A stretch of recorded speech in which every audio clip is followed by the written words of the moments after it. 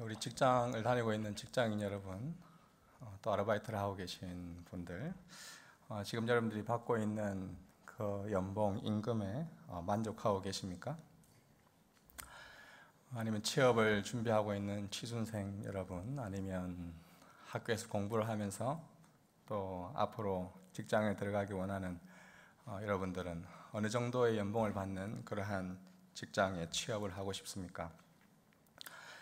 돈 걱정 없는 크리스천이라는 책을 지은 재무상담가 이 김의수 씨가 상담하러 온 고객에게 여러 가지 이야기들을 듣고 상담을 하게 되는데, 연봉이 한 2천만 원 정도 안 되는 사람, 그런 사람들도 상담을 하고, 또 대기업 상무로 연봉 한 3억이 넘는 그러한 금액에 또 인센티브까지 받아서 많이 받기는 뉴질랜드 달러로 연봉만 한 10만 불 이상, 100만 불 이상 받는 그러한 분들도 적지 않아 있는데, 하나같이 와서 하는 이야기가 적게 벌든 많이 벌든 모두 다 돈이 없다, 그래서 상담하러 왔다, 돈에 쪼들려서 상담하러 왔다라고 재무상담가가 이야기를 했습니다. 심지어 연봉 10억이 넘는 한 120만 불 정도 되는 대기업 부사장이 연봉 3억 원 정도 받는 상무를 보면서,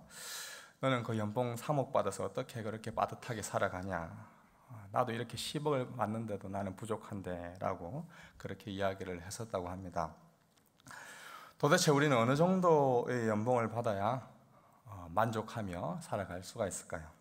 오늘 말씀을 통해서 지혜자 아굴이 하나님께 구하는 이 두 가지에 대해서 먼저 살펴볼 것입니다. 그리고 두 번째로는 이 재물에 대한 성경의 여러 가지 권면에 대해서 살펴보고, 마지막 세 번째로 가장 부유하지만 가장 가난하게 되신 예수 그리스도, 그분을 통해서 얻게 된 우리의 부요함에 대해서 함께 생각해 보고자 합니다. 첫 번째, 이 지혜자 아굴이 하나님께 구하는 두 가지입니다. 잠언 30장은 이 지혜자 아굴의 잠언입니다. 그는 지혜에 대해 이야기하면서 하나님께 이 두 가지를 구하고 있는데, 8절 말씀을 우리 한 번 더 다 같이 읽어볼까요? 허영과 거짓을 내게서 멀리 하시고 내게 가난도 부도 허락하지 마시고 오직 내게 필요한 양식으로 나를 먹여 주십시오. 첫 번째는 이 허영과 거짓을 내게 멀리 해달라는 기도입니다. 허영이다라는 말은 가치 없고 무익한 것, 유익이 없는 것을 뜻합니다. 또한 자기 분수에 넘치는 것을 하는, 거칠해하는 것을 말합니다. 요즘 언어로 이제 표현하자면 능력이 없는 사람인데 자신의 능력 없음에도 불구하고 막 과시하면서 플렉스하는 그러한 것을 가리켜서 허영을 부린다라고 볼 수가 있습니다. 명품을 구매할 능력도 안 되는데 명품 가방, 명품 옷, 명품 액세서리를 하고 다니는 것, 허영이죠. 이러한 것을 멀리하기를 간구합니다. 그리고 이 거짓한다, 이건 속임수죠. 다른 사람을 속이는 행동을 뜻합니다. 여기서 문맥상 이 그냥 속이는 것이 아니라, 단순히 거짓말하는 행동이 아니라 다른 사람을 속여서 경제적인 유익을, 돈을 얻으려고 하는 그러한 속임, 그러한 거짓말을 뜻합니다. 과장하고 과대하게 포장하여서 원래의 원가격보다 훨씬 부풀려서 받는 그러한 사업자의 모습일 수가 있습니다. 정당하게 일한 대가로 월급을 받아야 하는데 출근하자마자 인터넷 서핑하고 여러 가지 게으른 일들을 하면서 동일하게 월급을 받으려고 하는 것, 사장에게 거짓말을 하고 있는 모습이라 볼 수가 있죠. 이러한 것을 멀리 하기를 간구하고 있습니다. 능력도 안 되는데 지나치게 허영을 부리는 자들, 그리고 노동은 적게 하고 수입은 많이 얻으려고 하는 그러한 자들이 사실 그 당시 야굴이 잠언을 적었던 그 당시에도 많이 있었던 것 같습니다. 그래서 이러한 것을 하나님, 저는 이러한 그 일반적으로 생각하는, 그 사회적으로 생각하는 이 허영의 모습, 거짓의 모습을 내가 멀리할 수 있도록 하나님 도와주시옵소서라고 간구하는 것이죠. 두 번째로, 가난과 부도 허락하지 마시고 오직 내게 필요한 양식으로 나를 먹여달라라고 간구합니다. 경제적으로 먹을 것이 없으면 사실 이 부족한 상태인 우리가 가난하다라고 할 수가 있습니다. 또 경제적으로 먹을 것이 다 먹고 남은 재산, 잉여 재산이 있으면 우리는 부하다라고 볼 수가 있죠. 뉴질랜드 이 오클랜드 땅에 살고 있는 여러분들은 부한 자입니까? 아니면 가난한 자입니까? 제시카 윌리엄스의 우리가 꼭 알아야 할 그러나 잘 알지 못했던 세상의 몇 가지 사실들이라는 책에 참 가슴 아픈 내용들을 몇 가지 소개하면 다음과 같습니다. 아마 목장 나눔제도 있을 텐데요. 일본 여성의 평균 수명 84세인 반면에 보츠와나 여성의 평균 수명은 39세이다. 세계 인구의 5분의 1에 해당하는 12억 5천만 명은 영양실조에 걸려있다. EU 국가의 모든 젖소는 매일 정부 보조금으로 2.3달러를 지원받는데 아프리카에서는 4명 중 3명의 일일 생계비가 그보다 작다. 세계 인구 5명 중 1명은 하루 1달러도 안 되는 돈으로 살아간다. US 달러입니다. 세계에는 약 2,700만 명의 노예가 있는데 그중 다수는 성노예와 아동 군인이다. 인도에는 4,400만 명의 아동 노동자가 있고 그중 일부는 하루에 16시간이나 일한다. 사실 이러한 몇 가지 사실만 보아도 충격적인 통계들임을 우리가 알 수가 있습니다. 그리고 여러분에게 다시 한 번 더 묻고 싶습니다. 이 뉴질랜드에서 매일 먹을 수 있는 그러한 밥, 잠을 잘 수 있는 그러한 집, 또 공부하러 갈 수 있는 학교, 일하러 갈 수 있는 직장이 있는 여러분은 가난한 자입니까? 부한 자입니까? 가난하다 아니면 부하다라고 하는 것은 언제나 이 다른 사람과 비교하여서 생기는 상대적인 것입니다. 다른 사람과 비교하여서 내가 다른 사람보다 작게 가지고 있다라고 생각하면 가난하다고 여깁니다. 내가 가난하다고 생각했지만 나보다 또 저 작게 있는 사람을 보면 나는 부한 사람인 것이죠. 가난과 부는 객관적인 이 기준을 정한다는 것이 참 애매한 그러한 유동적인 숫자입니다. 우리가 부자라고 해서 또 다른 이제 부자들이 모여 있는 곳에 가면 그곳에서도 부자이냐? 또 그렇지 않죠. 우리가 가난하다고 해서 가난한 곳에 가면 우리가 또 가난하냐? 그렇지도 않다는 것입니다. 그래서 이 부와 가난은 항상 이 돌고 돈다, 유동적이다라고 하죠. 그래서 돈이라는 것이 가지고 있기도 하고 없기도 하고 돈은 계속해서 돈다 해가지고 이걸 돈이다라고 했다는 말이 있습니다. 우리 이러한 사실을 잘 알기에 가난도 부도 아니라 오직 이 필요한 양식만을 구하고 있습니다. 왜 그렇습니까? 우리 9절 말씀 한번 다 같이 읽어보겠습니다. 9절입니다. 그렇지 않으면 내가 배불러서 주를 부인하며 여호와가 누구냐 할지 모르고 아니면 너무 가난해서 도둑질을 해 내 하나님의 이름을 부끄럽게 할지도 모릅니다. 먼저 이 부함의 위험성에 대해 배가 부르면 여호와가 누구냐라고 할지 모른다는 것입니다. 여러분, 우리는 솔직히 갈급하고 부족할 때 하나님을 더 잘 찾습니까? 아니면 풍족하고 넉넉할 때, 배부를 때 하나님을 더 잘 찾습니까? 무엇인가 모자라고 힘들 때, 뭔가 바라는 것이 있을 때 하나님을 더 잘 찾는 것이 사실 우리의 연약한 모습입니다. 밥을 먹지 않고 배고플 때를 한번 생각해 보십시오. 아마 지금 여러분들 점심을 안 먹고 오신 분들도 계실 텐데 사실 이럴 때는 뭐든 이제 예배를 마치고 나면 뭐든 먹겠다라는 그러한 마음으로 이것저것을 찾죠. 그러나 점심을 넉넉하게 밥을 많이 먹고 오신 분들은 더 이상 뭐 먹고 싶지가 않습니다. 뭘 찾고 싶은 마음이 별로 없습니다. 이미 많은 것을 누리고 있고 많이 배부르다고 느끼기 때문에 그렇습니다.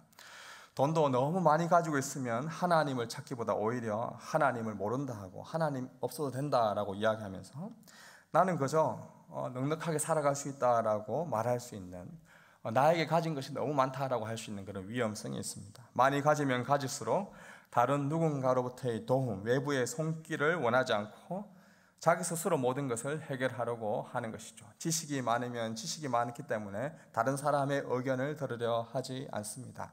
경험이 많으면 많은 경험 많은 어른들의 그러한 충고에도 나는 경험 많은 사람이야 라고 생각하면 나는 경험 부자이니 더 이상 들을 필요 없다라고 생각합니다.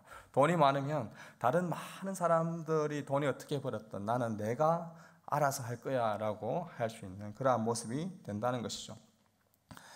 그래서 어떻게 됐든 우리가 부자라고 할 때 예수님은 부한 그 자체가 굉장히 위험성이 있다라고 우리에게 말해주고 있습니다. 특별히 이 부자가 하늘에 들어가는 것, 부자가 천국에 들어가는 것이 그 낙타가 바늘귀로 들어가는 그것보다 더 어렵다라고 예수님은 심지어 그렇게까지 말씀하셨죠.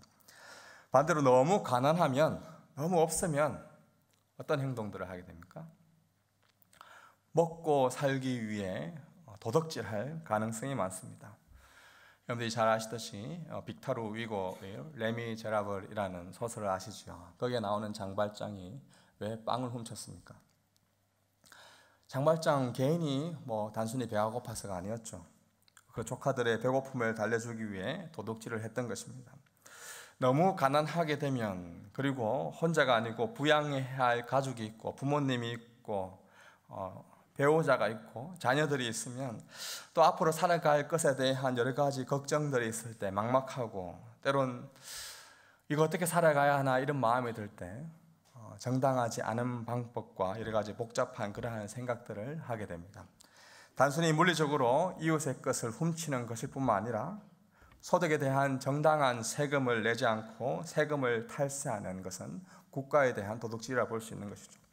물건을 파는 비즈니스 하시는 분들은 사람을 거짓으로 고용할 수도 있고, 또한 물건의 값을 과장 포장하여서 구매자를 속이는 것도 일종의 도둑질입니다. 이러한 상식에 어긋난 행동을 통해서 가난에서 벗어나려고 하면 오히려 이 사람들의 모습을 통해서 하나님의 이름이 부끄럽게 하는 그런 결과가 나오기 때문에 가난하더라도 그 가난 자체가 위험함을 우리에게 경고해주고 있습니다. 그래서 아굴은 아주 부한 것도 아닌, 그렇다고 가난한 것도 아닌, 오직 나에게 필요한 양식을 주시옵소서라고 간구하고 있습니다. 두 번째로 이 성경의 재물에 대한 어떤 여러 가지 권면들을 하고 있는지 계속해서 살펴보곤 합니다. 이러한 아굴의 간구뿐만 아니라 성경에는 여러 가지 부의 가난의 이 돈에 대해서 여러 가지 권면의 말씀들이 많이 있습니다. 성경에 한 연구에 따르면 하나님께 기도하는 기도에 대한 성경 구절은 한 500구절 정도 된다고 합니다. 그러나 이 돈에 대한 성경 구절은 한 2350개 정도, 한 거의 4-5배 이상 많은 그러한 많은 구절들이 성경에 돈, 재물에 대한 구절들이 많다는 것이죠. 그만큼 성경은 돈에 관한 책입니다.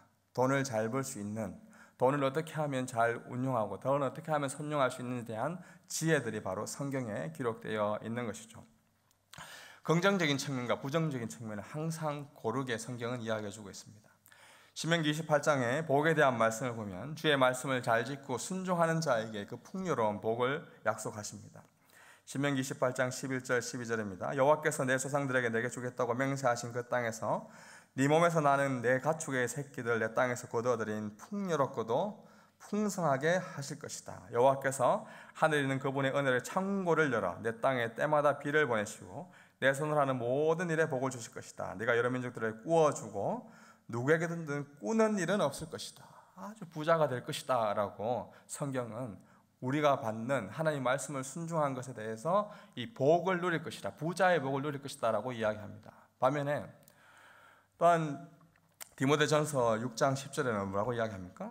돈을 사랑하는 것은 모든 악의 뿌리다. 돈을 사모하는 것은 어떤 사람들은 믿음에서 떠나 많은 고통으로 자기를 찔렀다라고 이야기합니다. 돈을 사랑하는 것 자체가 너무 잘못되었다라고 이야기하죠. 풍요롭고도 풍성하게 돈을 많이 가지고 있는 것, 그것이 정말 좋은 것일까요? 아니면 돈을 사랑하는 것은 모든 악의 뿌리이니 없는 것이 나은 것일까요? 성경은 언제나 이 돈이라는 것, 재물이라는 것은 선물인 동시에 유혹이다라는 것을 우리에게 말해주고 있습니다. 돈은 하나님과 이 라이벌로 경쟁하는, 사실 성경의 유일한 라이벌이 바로 이 돈이라고 볼 수가 있습니다. 특히나 자본주의 사회는 돈이면 다 된다라는 이 말이 우리조차도 마치 사실인 양 진리인 것처럼 더더욱 우리가 상용되고 있기 때문에 이 돈이 하나님과 더 동등하게 여겨지고 있죠. 하나님과 가장 닮은 피조물이 있다면 이 돈입니다. 야, 돈이면 다 돼. 사실 우리 그리스도인이면 하나님이면 괜찮아, 하나님 모든 게 다 돼 라는 것이 우리의 믿음이죠. 그러나 우리가 교회 밖을 나가는 순간 돈이면 다 돼라고 그들은 믿고 있는 것입니다. 이러한 모습은 오늘 자본주의 사회뿐만 아니라 이미 과거에도 있어 왔습니다. 그래서 예수님은 그 당시 2000년 전 고대 근동의 그 팔레스타인 지역의 사람들에게 말씀을 전하실 때 분명하게 말씀하고 있죠. 마태복음 6장 24절 말씀, 아무도 두 주인을 섬기지 못한다. 한쪽을 미워하고 다른 한쪽을 사랑하거나 한쪽을 중히 여기고 다른 한쪽을 무시할 것이다. 너희가 하나님과 재물을 함께 섬길 수 없다라고 이야기하죠. 하나님과 돈을 같이 동시에 섬기는 것은 불가능하다라고 이야기합니다. 사실 그리스도인으로서 이론적으로 머리는 알겠지만 막상 우리가 현실의 벽 앞에 이번 주 당장 내야 할 그러한 렌트비에, 생활비에, 나의 학교 다니는 그러한 비용에, 직장에서 다니는 여러분들의 비용들을 막상 생각하다 보면 하나님과 이 재물을 동시에 섬길 수 없는 것이 아니라 동시에 섬기고 싶은 것이 사실 우리의 마음인 것이죠. 하나님도 섬기고 돈도 섬기고 싶습니다. 둘 다 나는 가지고 싶습니다. 둘 다 섬기면 안 되나요? 이렇게 할 수가 있죠. 예수님은 단호하게 하나님을 섬기든 돈을 섬기든 둘 중에 하나이지 둘 다 섬길 수는 없다라고 말씀합니다. 그렇다면 하나님도 필요하고 돈도 필요하면 어떻게 해야 할까요? 우리는 하나님도 필요하고 돈도 필요한 존재이기 때문에 그렇습니다. 어느 경우에는 돈이 하나님보다 더 필요한 것처럼 또한 느껴질 때도 있습니다. 이럴 때는 어떻게 해야 됩니까? 우리에게 중요한 것은 바로 우선순위입니다. priority입니다. 하나님은 온 우주 만물을 만드신 창조주이십니다. 하나님께서 모든 것을 만드셨습니다. 그것을 믿으십니까? 하나님께서 모든 것을 만드셨고 사람도 이 땅에 있는 모든 것도 하나님이 만드셨죠. 그리고 돈은 하나님이 만드신 피조물 중에 사람이 경제 활동을 하기 위하여서 종이를 만들든 아니면 동전으로 하든 만든 아니면 은행 여러분들의 앱에 들어가서 있는 숫자이죠. 다 사람이 계속해서 만들었던 모습입니다. 돈은 어떻게 보면 사람이 만든 피조물이죠. 피조물인 사람이 만든 피조물이 돈입니다. 자, 그렇다면 온 우주 만물의 창조주이신 하나님과 이 돈과 우리의 우선순위는 어디에 있어야 될까요? 하나님이 먼저 우선순위에 있어야 되는 것이죠. 하나님을 우선순위로 삼고 하나님을 주인으로 삼는 사람은 돈이 따라오는 그러한 삶을 살게 됩니다. 그러나 돈을 주인으로 삼는 사람은 돈을 따라가는 삶을 살게 되는 것이죠. 돈이 따라오는 삶을 살 것이냐 아니면 돈을 따라가는 삶을 살 것이냐, 이것은 우리가 우선순위, 다시 말하자면 우리 삶의 주인을 내 가슴에, 내 마음의 한 구석에 중심에 누구를 주인으로 둘 것이냐, 바로 그 우선순위의 문제입니다.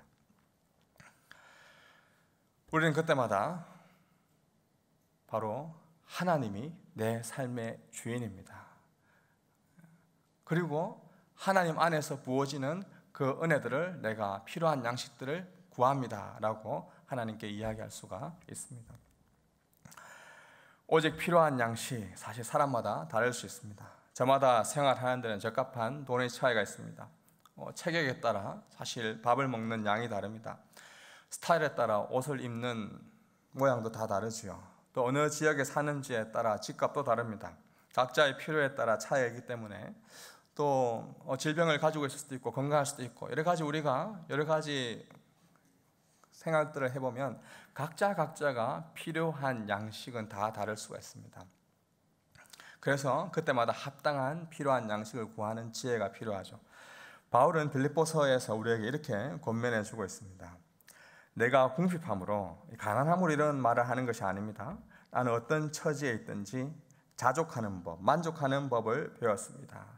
이 19절 말씀 한번 다 같이 읽어보겠습니다. 19절입니다. 시작.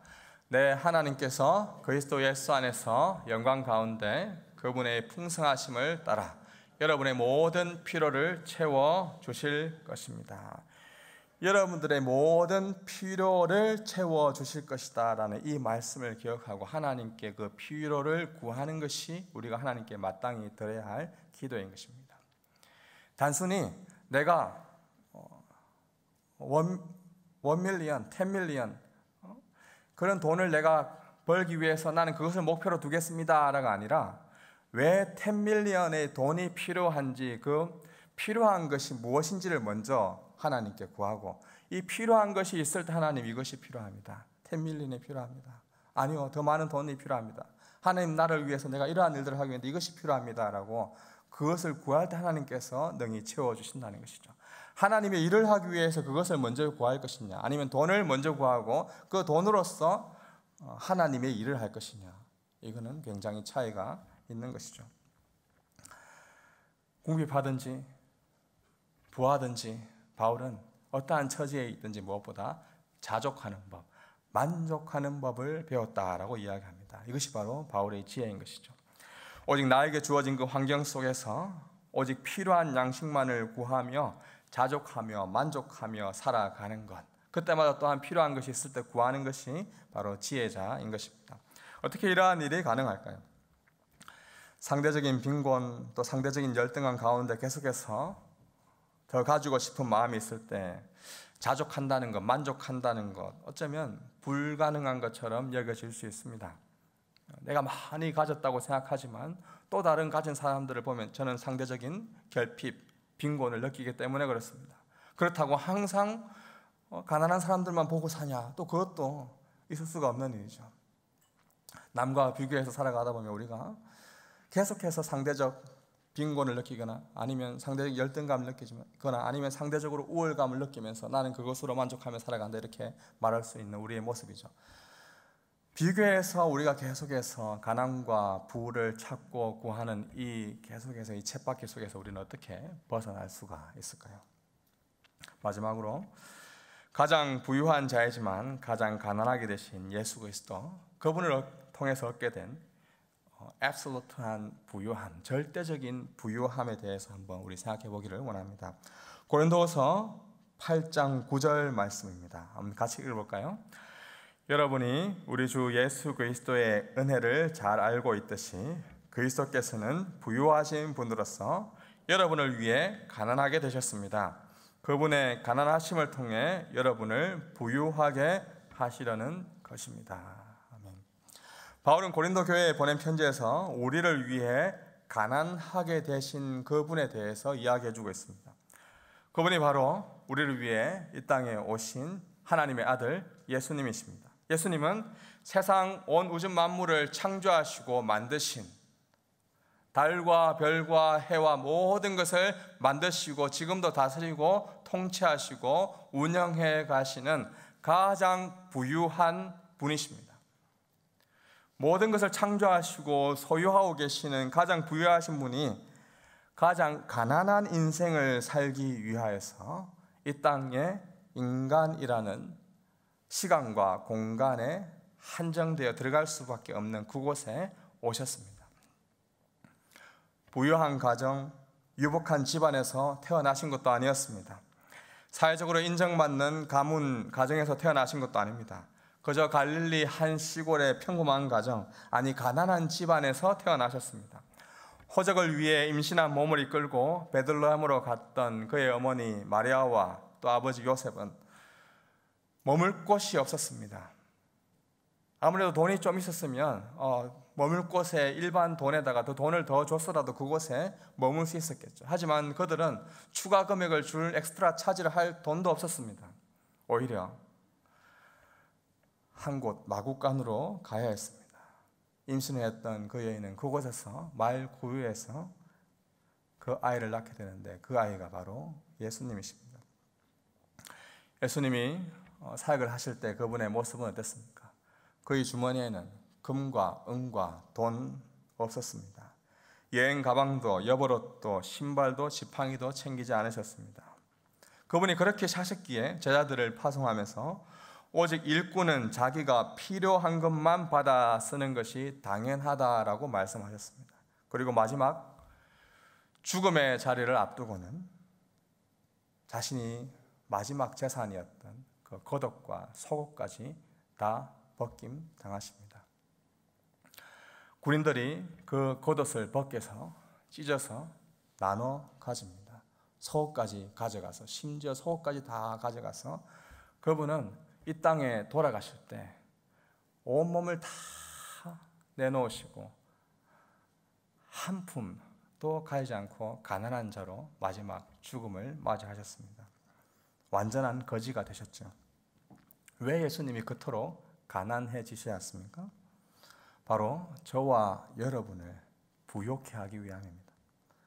남들과 비교해서 더 많이 가진 것으로 상대적인 부유함을 가지고 덜 가진 것으로 인하여서 상대적인 빈곤을 느끼는 그 상대적인 부와 가난이 아니라 그 무엇과도 비교할 수 없는 절대적인 부유함을 우리에게 주시기 위하여서 이 세상에서 풀과 꽃을 가지기 위해서 가지는 그런 상대적인 모습이 아니라 죽어서도 영원히 가질 수 있는 그 부요함에 대해서 우리에게 주시기 위하여서 그분이 가난을, 자신의 온몸을 벗김당하시면서 가난을 스스로 자처하셨습니다. 사랑하는 청년 여러분, 예수님 믿어서 교회 다니면서 여러분은 무엇을 얻게 되셨습니까?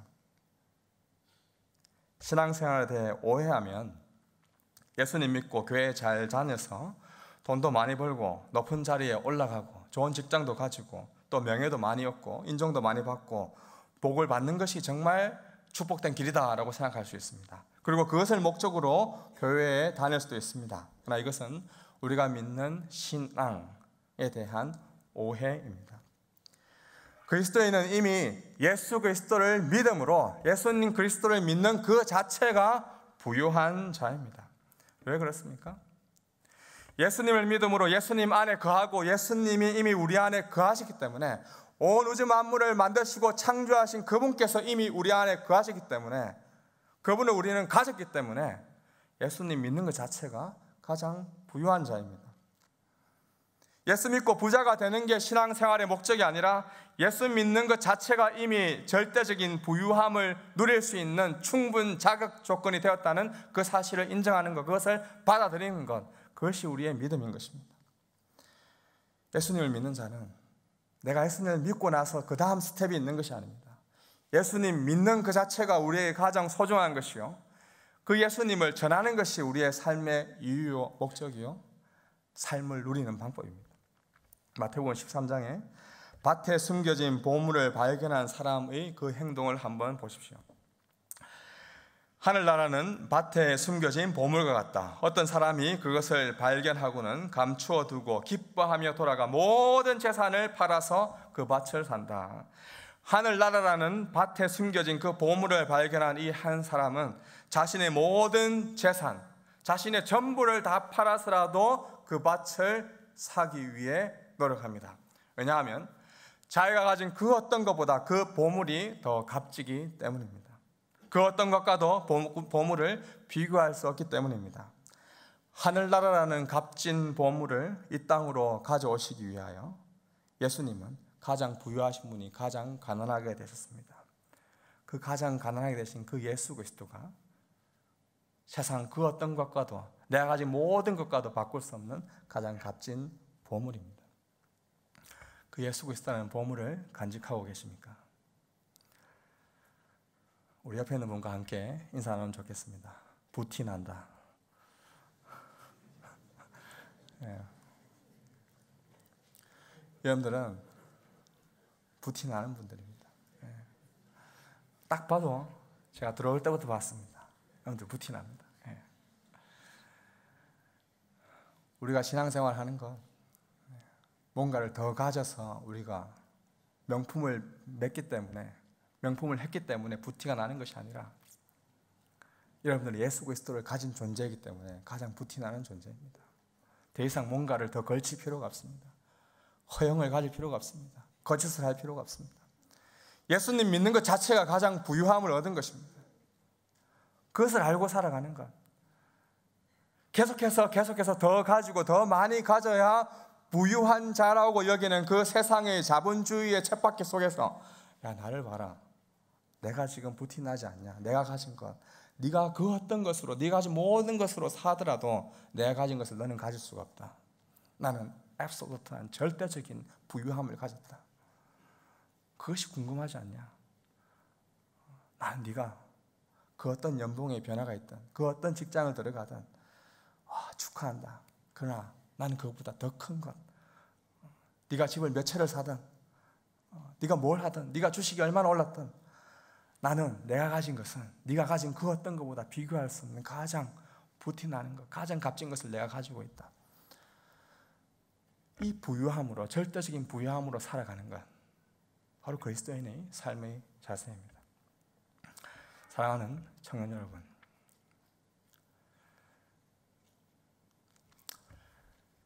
그러나 여러분들의 현실의 문을 나서고 나면 그래도 고민 많이 하실 것입니다. 하루 당장 어떻게 먹고 살아갈까? 이번 주 어떻게 살아갈까?